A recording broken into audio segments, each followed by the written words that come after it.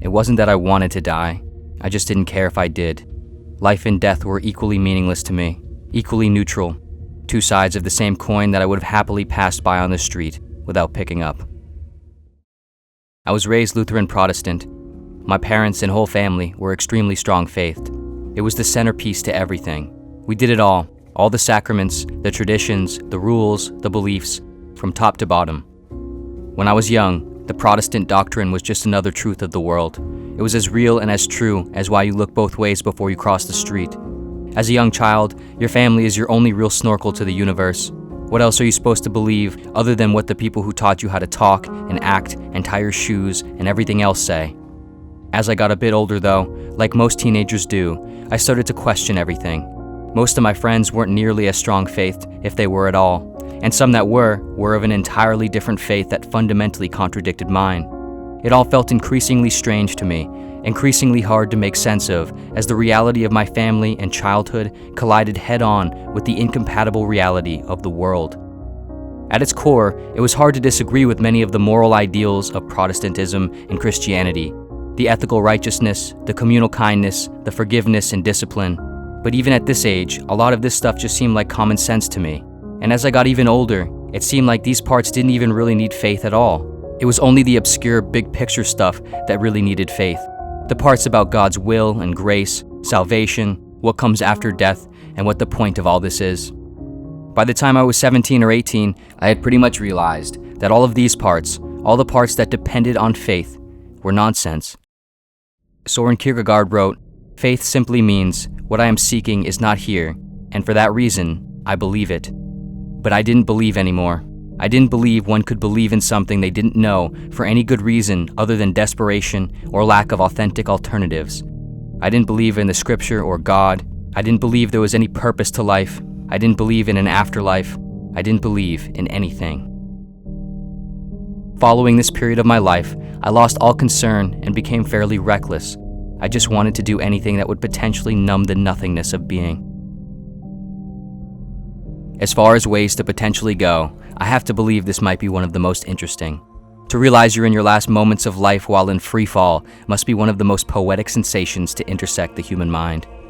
Initially, when the main parachute failed, naturally I panicked a little, but with the backup parachute, it felt more like the panic that would come from falling off a rock climbing wall while wearing a rope.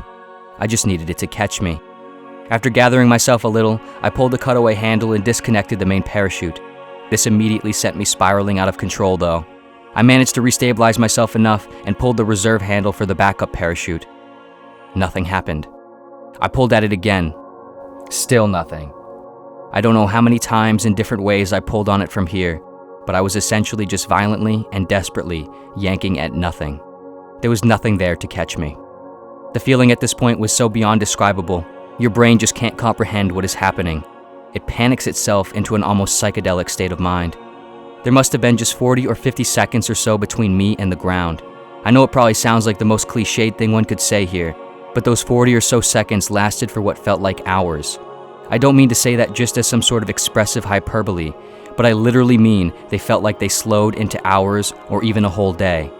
Perhaps a more accurate way of putting it would be that time seemed to almost stand still or no longer even really exist at all.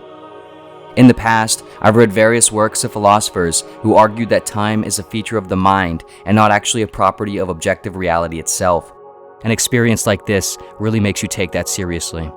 Merely because of my state of mind, time changed and almost disappeared. I wouldn't say my life flashed before my eyes during this, but in some impossibly strange way, items from my life seemed to fly past me, as if they were floating up from Earth's surface into the sky as I approached the ground in super slow motion. I saw my dog, my brother, several of my current and old friends, my bike, my ex-girlfriend, my computer, my favorite pillow, my phone, my car, random pieces of clothing, sentimental possessions I've held onto, things I have hanging around my apartment walls, items from my kitchen, some of my favorite foods, alcohol bottles. I saw dollar bills and credit cards, paperwork, and other miscellaneous items. They all flew up and past me into the sky.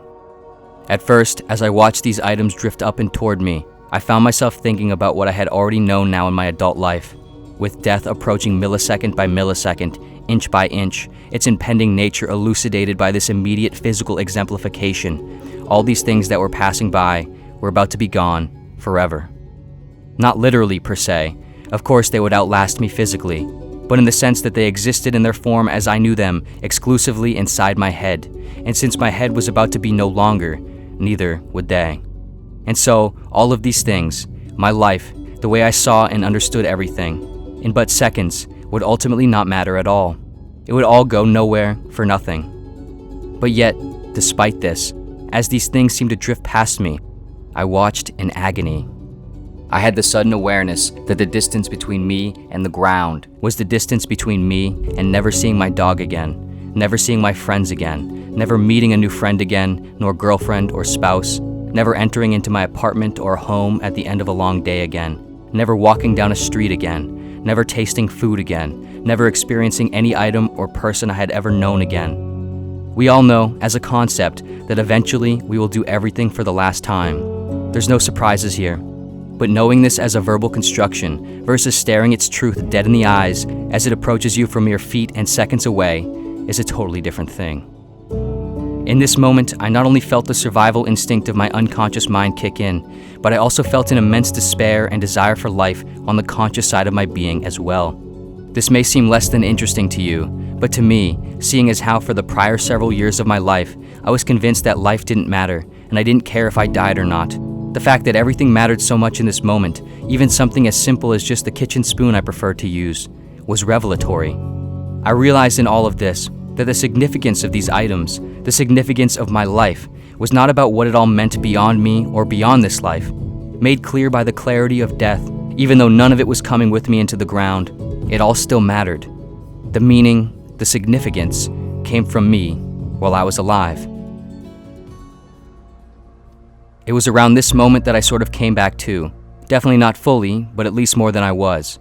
In perfect irony though, I realized simultaneous to realizing that I actually wanted to live, that it didn't matter that I now realized this. There was no hope. I was falling at 200 feet per second toward Earth's ground. But yet, despite this, I tried anyway.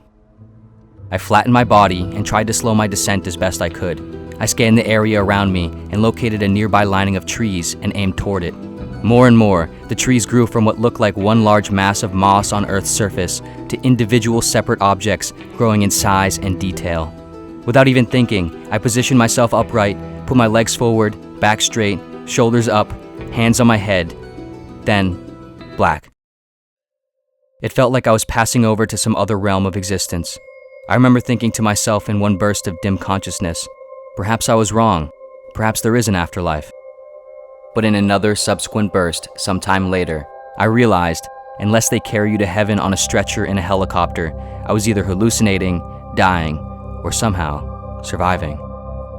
It was mostly all black again for a while. I awoke in a hospital bed several days later. How could I have possibly survived such a thing? You're probably wondering. Why did I? What does it all mean?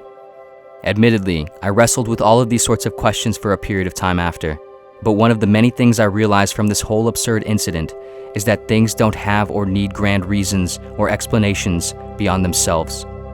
Why did I jump out of an airplane? Why did my parachute fail? Why did my backup? Why did I survive? How did I?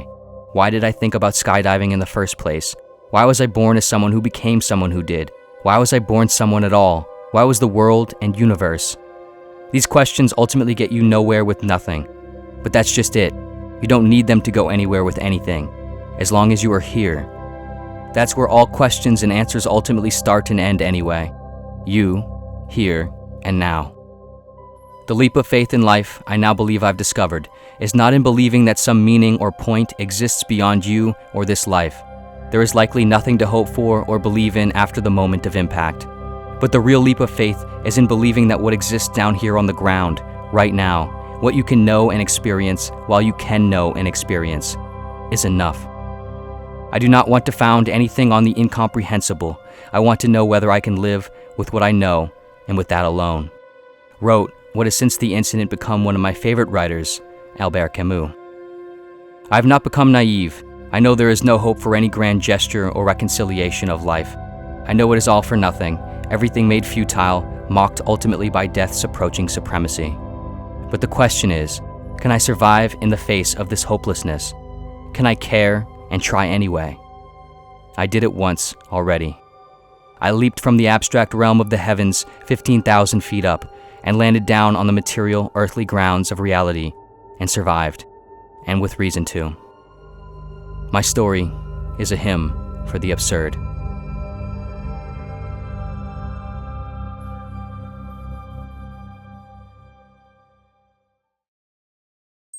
Thank you so much for watching.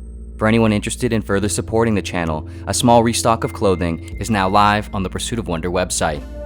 Both of my books, Notes from the End of Everything and The Hidden Story of Every Person, will be available again on the website soon as well. Both books are also available on Amazon right now in paperback and ebook format, as well as audiobook for Notes from the End of Everything. You can find all the links in the description below. And of course, as always, thank you so much for watching in general, and see you next video.